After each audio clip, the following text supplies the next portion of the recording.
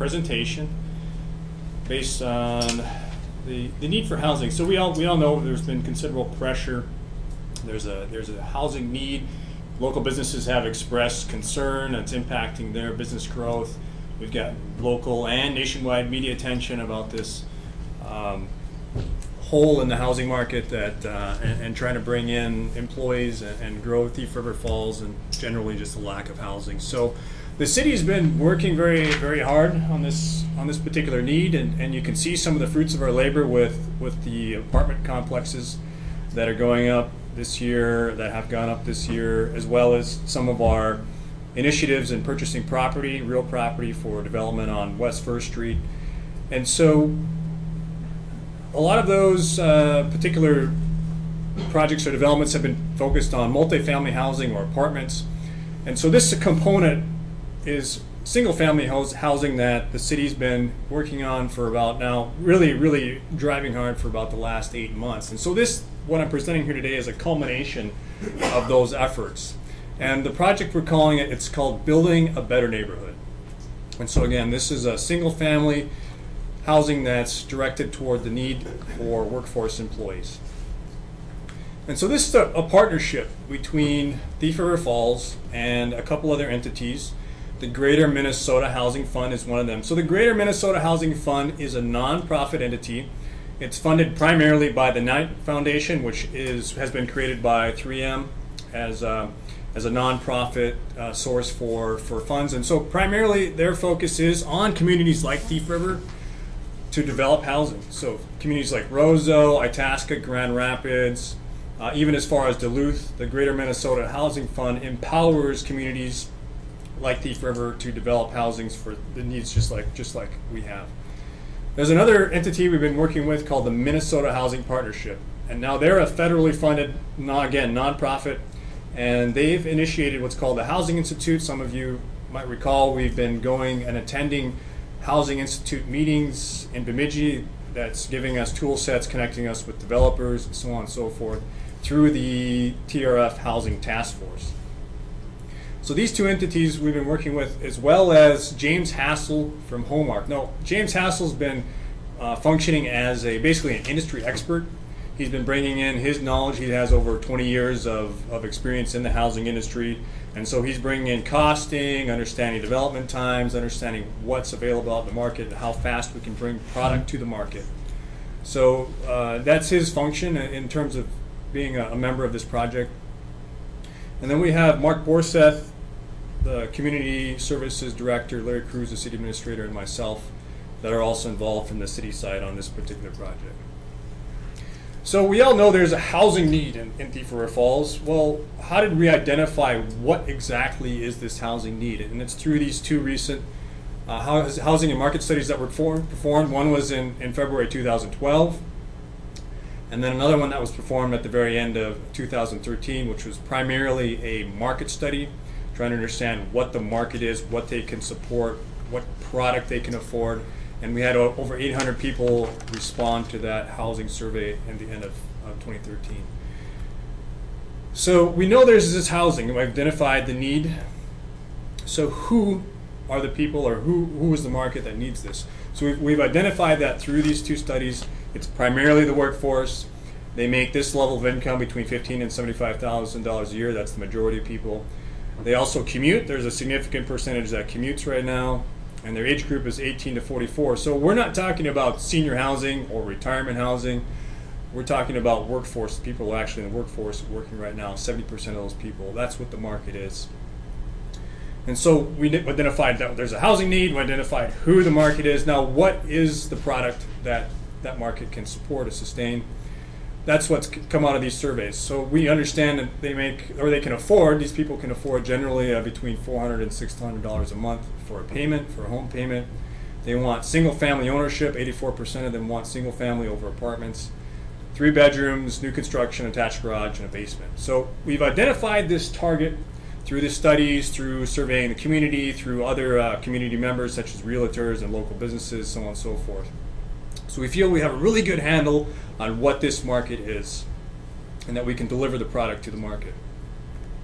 So how do we get there? How do we hit this target that we've identified through the workforce, understanding their salaries, understanding what they've budgeted for an annual, monthly, a monthly payment on their home. We get there through smaller footprints. There's smaller finished spaces between 700 and 1,000 square feet. There's smaller lots. So these are smaller than typical lot sizes. These are 50 to 60 foot wide lots. And we have to establish an expansion, a room to grow through unfinished space. So primarily through an unfinished basement. That way we can capitalize, we can basically build for half the finished cost with an unfinished basement. And we use efficient building strategies. That means using less material, so these homes are smaller, so you get less cost. Manufacturing techniques, so using standard layouts, standard work, volume purchasing, so working through a manufacturing process, not one-off stick-built homes, working through a manufacturing process. A manufacturer will buy a large amount of material in quantity, knowing they're going to build a large amount of homes, and so they get better leverage on their pricing on the material, so that brings the price down. Again, working through a manufacturer, you get lower labor rates, and they can work all season long, not just through the summer months or through this, what we call the typical construction season. They can work all through the winter. Another component on how we get there, how we get this price down, is to eliminate waste and middlemen. So just eliminate contractors through manufacturing. You come off the production line with a finished product for the most part. You don't have multiple contractors, just generally one or two contractors that come in and actually install the home on the site. And just basically minimize the amount of people making a profit in this particular project. So in the end, though, just to understand what this is that we're not trying to develop or sell a home or just a house, a product. What we're doing is we're developing a neighborhood. We're developing a community. And so this has got to be aesthetically pleasing to the buyer. So the idea is you present a community feel, you have color and layout choices, you have green spaces within this neighborhood. It's very pedestrian friendly. You might have a park, you might have some walking trails, you've got sidewalks. And so again, this is a person or a product that the market is asking for. We're not just selling a home, or we're not just providing a home to the community, we're providing a neighborhood. So this is entirely a feel and aesthetically pleasing project that we're presenting here. So through this project, we've worked again with these entities like the Greater Minnesota Housing Fund and Minnesota Housing Partnership, who have done similar projects like this in the past with other communities. And so they have actually home designs that fit these smaller layouts, that fit these more efficient price points. And using those layouts, so these are actual homes that have been built in the past that are again efficient, greener, smaller, lower price points. We have actual pricing that came from a manufacturer for these homes. And so these are our 5 homes that we put together in this particular project.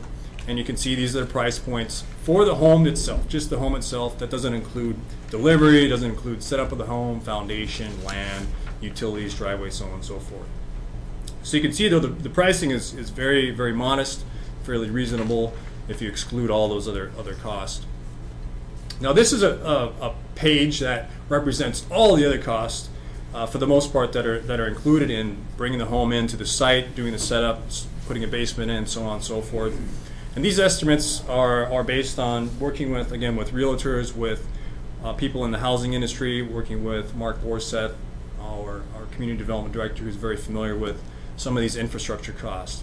And so you can see we're coming right in at that target that we talked about in terms of what a person can afford with that $600 or so a month budget for a single family home. This is a single story home with an unfinished basement and 2 finished bedrooms upstairs, and then again there's room for 2 more bedrooms downstairs. So the approximate size of this home is about 2,000 square feet total, with about 987 square feet finished on the first story, and we're coming in at about $131,000 with a 5% incidental. Now this is a number that we can just take to the bank and say this is a guaranteed price, but we believe this is within about 10% of what the actual price of the home could be. So we're fairly confident in this. We're fairly excited about how we can get there using these techniques we've just presented. So using these real layouts that I just showed, those 5 homes with those prices, we put together an actual real site with those homes laid into them. And so this is a true graphic representation of a real-time real estate site here in Thief River Falls. And you can see there's homes laid out here. There's about 29 homes laid into this site. And this gives you the visual kind of aesthetic feel of what it would look like, how the homes are spaced, the lot sizes, the trees, so on and so forth. This is where the site is located, just south of Walmart. So we got this going on here.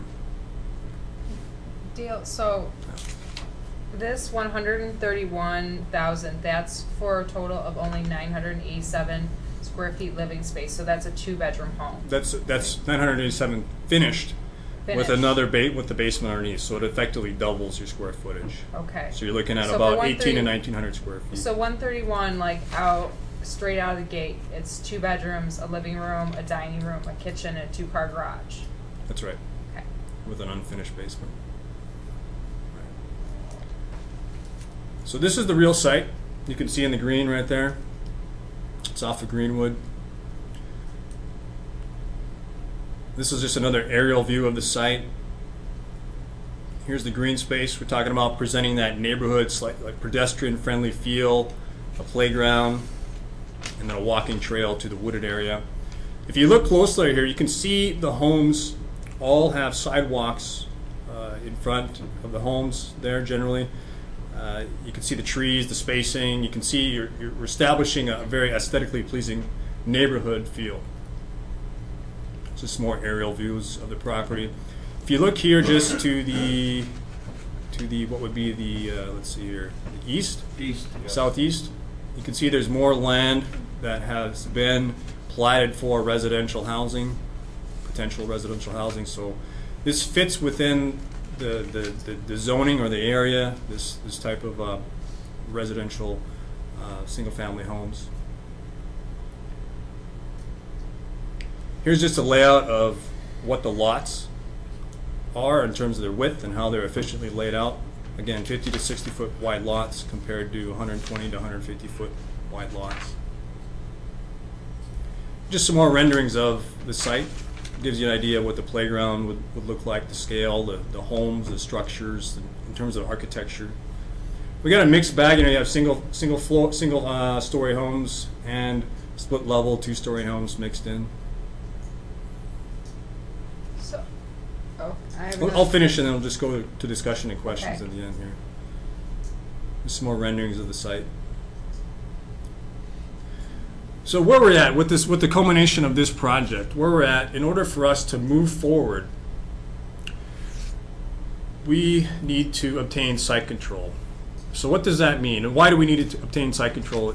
We need to obtain site control in order to move forward with funding through the Minnesota Finance Agency, through the state agency that provides funding for projects such like this. We have to obtain site control for us to even consider an application to fund a project like of this nature. So what does that mean? It simply means that we need to verify land, infrastructure, and construction costs and enter into an option to purchase with the seller. So if you want to move forward with this project, we've got to start the negotiation process with the seller and actually have just a written agreement to have a negotiation or an option to purchase. Now, this is not an agreement to purchase. It's just an option for us to purchase. And so we can back out of this if we don't come to the terms that we agreed to it through negotiation. But that's where we're at. Through this, we also want to gauge community support. We've talked about having a housing booth in order to present this to the public, to gauge their support, and gauge the market, whether or not they're interested. And of course, through the next steps to finally close on the project, close on the site through construction financing, bidding, install infrastructure, so on and so forth. But that's where we're at in terms of single-family housing in Thief River Falls. Here's a great opportunity for us to meet the need that exists within the market. But in order for us to move forward, we've got to have that site control. And so that's what we're proposing, we're requesting. This was presented in the Public Works Committee. Through that committee, there was a recommendation to move forward with council action on obtaining site control. But I just want to put this out there now and present it for the council and just gauge interest and get a feel or get some discussion going on whether or not we should pursue or continue to move forward with this particular project, knowing that the need that exists here in Thief River Falls for housing. So I'll just open it up for conversation, for discussion. You had some questions, Rachel? I had a question for Mark. Mark, does the $20,000 estimate for the basement include egress windows to enable people to build and put bedrooms in the basement? I believe it did. That price came from James Nassau. So what that is a what's called ICF form basement, the styrofoam forms that you pour in. Insulated concrete foundation. Yeah. So that includes. It was for a finished foundation, which is the basement. Yeah. You got a garage floor here, $3,000. Is there a garage on top of that? Yes. You can pour concrete and build a garage for $3,000. Depending on if it's attached or not. So again, we have a 5% incidental, again, plus 10% or so.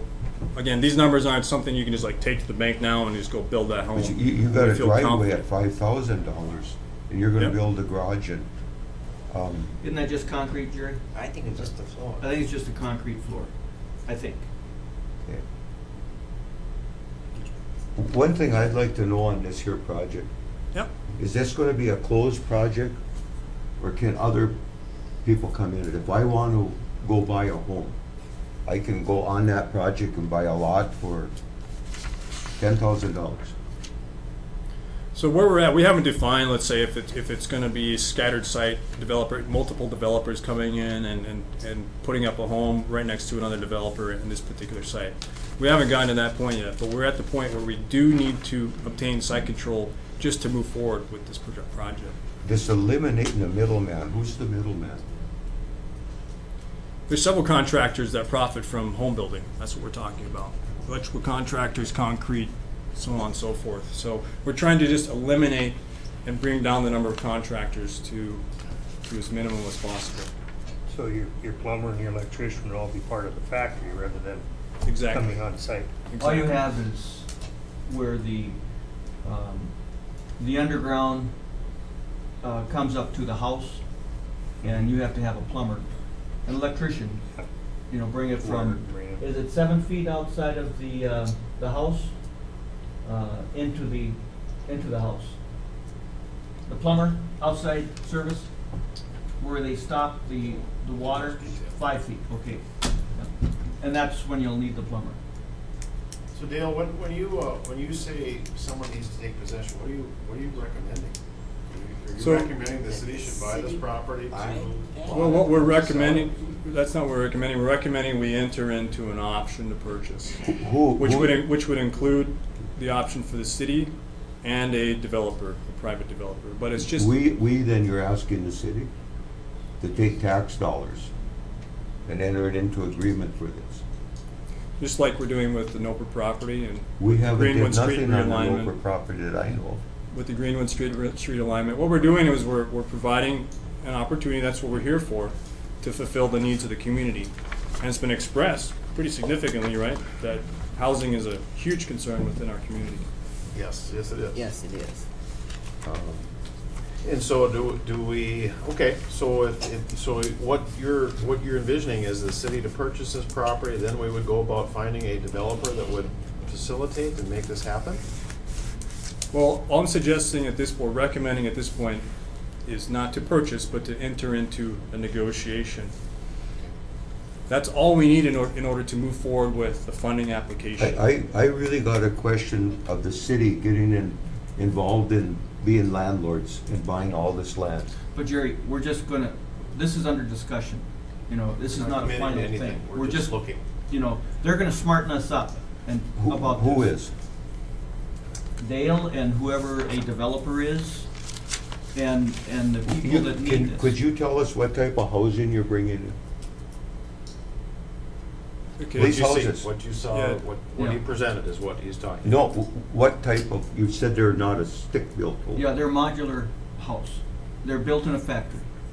They're Under not which- one-offs. They're not one-off site builds. They're built Okay. The proposal is through manufactured housing to get the Okay, cost. which code are you running under when you're building these? So these are just estimates right here. These are estimates. These No, are no, not, these no, are not no, numbers no. that we can. When you build these homes, Yeah. what building code are you using? They're, Well, they, current. they have to go under the state of Minnesota building codes. Oh, hold it there now. That's not Well, true. okay, well then they're selling lots of property illegally then. And then I think they're gonna get into big trouble. So if we continue, Dale, if based on, and I commend you for taking this upon yourself and doing this and working with Mark and working with Larry. Other council members really haven't been involved in this at all. And you've done this on your own, and I commend you for all your work you've done to get to this point. Well, to give us some options. I'll interject. It's not just me. It's the housing task force, which includes But members of the my community. point is that you've taken this upon yourself for council. Elvira's not been in participation, Gerald, Glenn, Ken, Don, me. We have not, we We haven't really been don't. asked as council. Well, that's fine.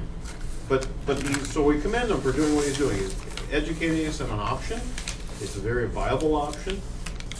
And some decisions have to be made here. And that, he just wants to bring us up to date. So I just want to make it clear to the public that we really were in the dark. We knew there was something going on, but we really didn't know. And this is where we're coming. And it's a positive thing for the community. Now the decision we have to soul search for is in the future is who's going to do it, who's going to build it, and do we want to participate? And that's just a Yes, discussion. Yes, Period. I think we have privates that, are building homes out there. And very likely, maybe somebody will step forward, but it's a commendable thing for what he's doing. So let's not throw a bucket of No, water but- on something but that we're trying to for- open. For the city getting Because involved in we've this, been doing that a lot lately, and I just want to we keep need the ball to, rolling. well, it ain't my money. It's taxpayers' money. We're not committing to it yet. But we need a lot better figures than what we got right now. When you look at all of that sidewalk and all them streets, who's Yep. gonna pay for all the infrastructure and stuff? We need a lot Good question. Those- better yeah. figure than we have here. But let's not kill it Those- before it even comes forward. It's okay? just like what we do today with any other housing project. The owner pays for the cost. They get assessed for all the infrastructure costs. And I would like to know the building code issues that you have. with- And I think too that we have a local dealer in town here that pays taxes on a lot of land. Yep. He should be involved in this. He should get the opportunity to be part of it. And he is. There is local builders that are involved in this, and No, I they're said aware of local this. dealers, not Okay, builders. okay, well, again, this is a presentation, no So commitments this are being is- made. We're not gonna And- make and any decisions. So let's just let tonight. Dale complete No, his process. so Dale, like we- you said, you had that example out there as one area in the city. I assume there's other potential, or was this kind of the main kind of area you? We evaluated all the open property within the city limits, even some that were borderline Okay. city limits, and this is the site that we had determined to be the most feasible, Okay. the That's most kind of what it's- beneficial at this how we time. Right. I wanted to Right. know the- Jerry, No. Jerry, it's a valid concern you have in terms of the city taking on the risk of buying real property and developing housing. The Noper property came up. No, that's a different issue. No, Let's no, just for focus to discussion, this. okay? It came up here. Why don't we take that to the Noper property that everybody wants to buy? Because the NOPR property has a different purpose. This is a different animal.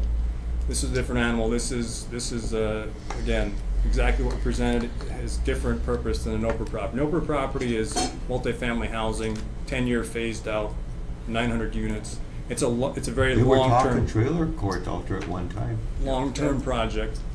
And that's another key thing to remember here. It is an informational presentation, but I'm asking for you to think about taking action because we are, again, we've gotten a lot of pressure. We've gotten informed from our local businesses that housing is affecting Thief River Falls. It's affecting the growth of Thief River Falls. It's affecting the economy of our local businesses here in Thief River Falls.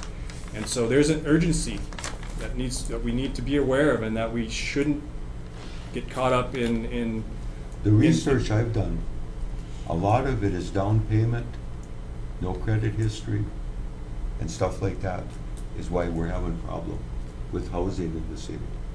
There is homes available, but a new person coming into town It's a down payment, and it's the credibility to be able to buy a home. Yeah. Is part of the shortage. Well, that's why we have the slow second mortgage program. Yeah. And there are a couple of other, I think Greater Minnesota Housing has some down payment assistance, do they not? Mr. There Mayor, are Council, many- if I could just add to Dale representing the Housing Task Force, they've identified a 7-acre parcel. In order to make application to Minnesota Housing Finance Agency for their super RFP application process, which it comes in June, that has the opportunity to provide about $10,000 to $15,000 of additional assistance to a new homeowner coming in. That, along with the slow second, that $10,000, and you start laddering a few of these programs together on a home that's not currently being built at that 130, 140 range. Right now, they're more in the 160 to 200,000, and so 175. What Dale is saying is that if we want to take advantage and put an application in the mid-June deadline period, someone has to get an option on this property. And that doesn't mean the city's going to buy the property. It could open the door to working with a developer who would do that part of it. But in order to apply for the funds, we have to have site control. So someone has to have an option on the property. Have we got a cost in that land? And that's to be negotiated yet. So So I understood they were already negotiating in Phoenix, Arizona on this. there's been a conversation that they're interested in selling, but the price has not been determined or anything.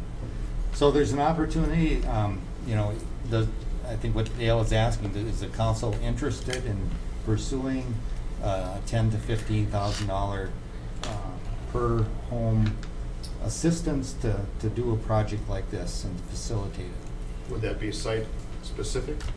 Yes, be site specific.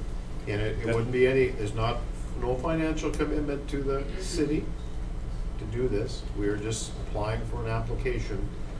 Well, let's say that the owner of the land says, I want $5,000, you have a year to pull the trigger, Okay. or whatever the terms might be. There could be some consideration. If we go ahead with applying for this, is other than this project, is there other people in the city that's in the business of selling homes? Do they qualify for that too then? Or is it just this project? I would think so, Jerry, right? Dale, I mean, There's it'd be no like vo- you there's have West no- Netting that sells and. There's no supplier folks or that vendor do. or manufacturer that's been chosen for anything. There's no developer that's been chosen, I mean, you've no got five- contractor. This is completely in a discussion phase right now. To move forward, we've got to obtain some because level of site control though. I'll answer though too, again, there's an urgency here, and we wouldn't have a housing shortage if the private sector had been in action in here and has developed new housing at this price point. So that's why we're at that's why we're at today. Is the public I sector can has see a the private project like sector has that, not. though, but They have not. We don't have. We have the last. When was the last development we saw of this nature? 10, 12 years ago. So that's well, they where we're started at. one, they haven't finished it, by Challenger. They're on they own lots of land out there.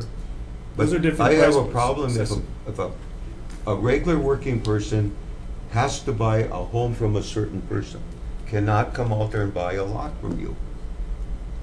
And, maybe I can go to another dealer, get a better home than what they make in Red Lake for less money. I should have the option. Well, Right. that could be an Absolutely. optional item in the future between a local dealer and another, but it is, in general, the theory of where it could be. Now, the only concern I have, and I'm not wanting to throw any bucket of cold water or anything, but the residents are basically out of the city limits.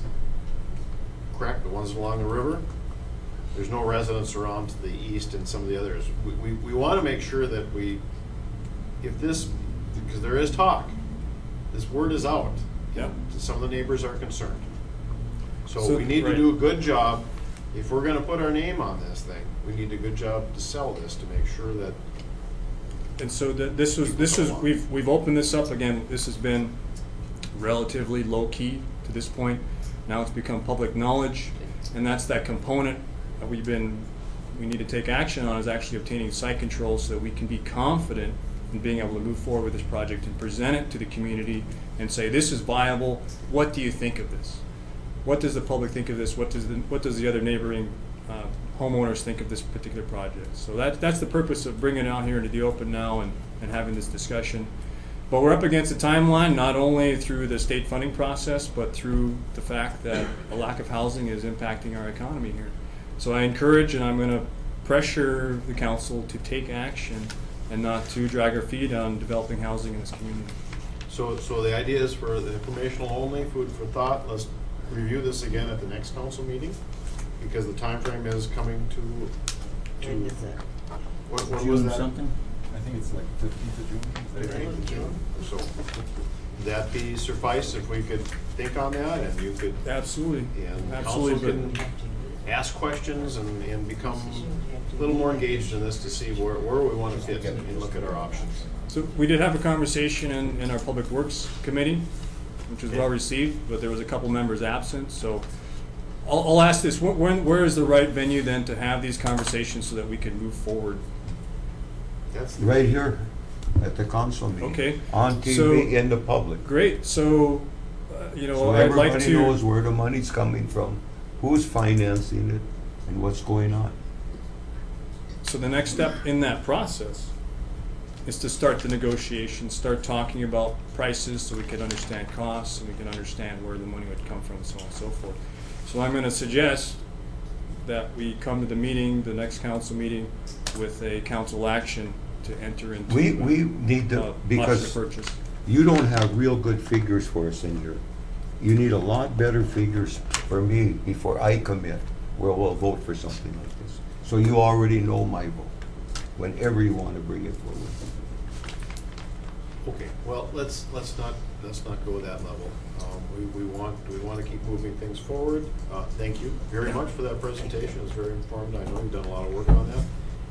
Yeah, it would fill a void in our system now. It's just a matter of finding these folks and getting them to qualify to participate. And a lot of details yet to come, but we'll get there. We don't know where we want to go. Dale, would it be appropriate to say that you're really looking for a developer to do this and not the city? Whoever can make it happen, yes. But up until this point, we haven't had a developer step forward and say, well, I'm going to take it on and let's go. So that's why we're continuing this process as a city to try to make this happen. Okay. I think we got lots of information on this, and it's very positive, and we appreciate all the work you have done, because it is a lot of work you've done. It's gone to a lot of different committee meetings and so on and so Yeah, forth, so- and yeah. putting this together and Thank you. talking to various. Again, we're not committing to anything. We're just simply looking at things, and we want this to succeed. However we want it to succeed, that's something we'll have to help decide. But I will stress the urgency of moving forward. We're in construction season now. Another month delay is going to push us back. So again, requesting the urgency to take some action now. We will. I think it's fair to say we'll have some sort of an answer at the next council meeting. Okay. Thank you. Thank you. Okay. That's that for item 10. We have nothing more to go on. I'll just recap the. We do. Well, I was just thinking, if Dale is thinking that the council's gonna be asked to take action, someone needs to negotiate something to present. If we're talking an option, are we talking X number of dollars for Yeah, it'd for be a nice to year? know that initial bottom dollar But thing, yes, I and think, yeah. hopefully a developer would come forward. I'd Make rather it see a happen after developer that. take it on than the city. I don't think we should be in the business of real estate. But a developer could step in at any time and pick this project up and run with it. But if we keep consolidating. Evidently, if it was a real good deal, they'd be standing in line out the door here. Because it's a different type of housing. Jim, you gotta understand. I understand that. That's a different housing Completely. you're putting in, so. And that's why I asked the question about, does the neighbors know? And so on and so forth. But we'll get there. We don't want to stop it. We've done a lot of work. So right now, no one really has any authority to go negotiate. Is that something that you want to attempt to do, or Do is what? it a you don't want to do it? We don't, I don't wanna do it. Okay, we understand that. Council, what do we want to do? Do we And all wanna- you are is talking about an option. We want to look into it. Yeah. to see what's going on. So somebody Just need, get some we need to get information. somebody to do an Yep. appraisal, I think would be the first step, right? I mean, you have to get an appraisal before we can, I mean, it's, here, we Informational- presented this tonight, and then they want an answer yesterday or next week. As Well, a we're not doing council, that. we can't do that. We aren't doing that, and we need to gain some more information on it. We need to learn more what's available, because this is all fairly, probably new to all of us, so But we you gotta need. get back to what Elvira's question is. And Larry, do you wanna authorize someone tonight to go and see what the price and option price is or not? I think that's. yes, do we wanna do I tonight? think Who so. do I we, think who do we the recommend? question before the council is, and I'm not judging one way, but the question before the council tonight is, do you wanna move forward to seek out the price and the option money that would have to be paid or not? I think that's the question. With the goal to apply for that super Yeah. RFP fund. What's the cost to the city? We don't know yet because we haven't found out anything. Well, then you want me to vote on Jerry, it, you can't Jerry, tell me Jerry, what we it's gonna have cost. to, we Jerry, you have to don't know find the out cost, what but- how much Let everything Paul- is. Paul answer. The Well, question I was is- speaking first. The question is to get the information to bring it back to the council to vote on. Before we spend money. Before you spend money. Exactly. Enter into a conversation. Fact finding Yeah. only. So who are we gonna authorize to do that? We talk to a Larry, First, realtor? we need a motion, but I would make that motion that Use a realtor or what? work with, well, Larry contact and work with the realtor Yep. to make that happen. Come Or back the with owner. that information. Or the owner? So we want Larry to Yes. do that? Okay, and so that was can I get a second on that? Second. So it would be two items. First to determine the price, second to determine the option. Yep. Price. Yes. Right. Okay, all right. Any further discussion? No? All those in favor say aye. Aye. Those opposed? Motion carried. And I know, there's folks out there that have lots and feel that the city getting involved in this kind of messes up their opportunity to sell their lots and get them developed. And I'd like to see them maybe take a little more initiative to sell develop their them. lots as Right. well. And some of Exactly. those have been sitting a long time without anything happening to If them I'm not in the city, mistaken, this so- property has got the infrastructure up to it, correct, Mark? Yeah. So, I mean, we're halfway It's there. ready. Mhm. It's ready to go. Okay, item number 11, upcoming meetings. Item 11:01.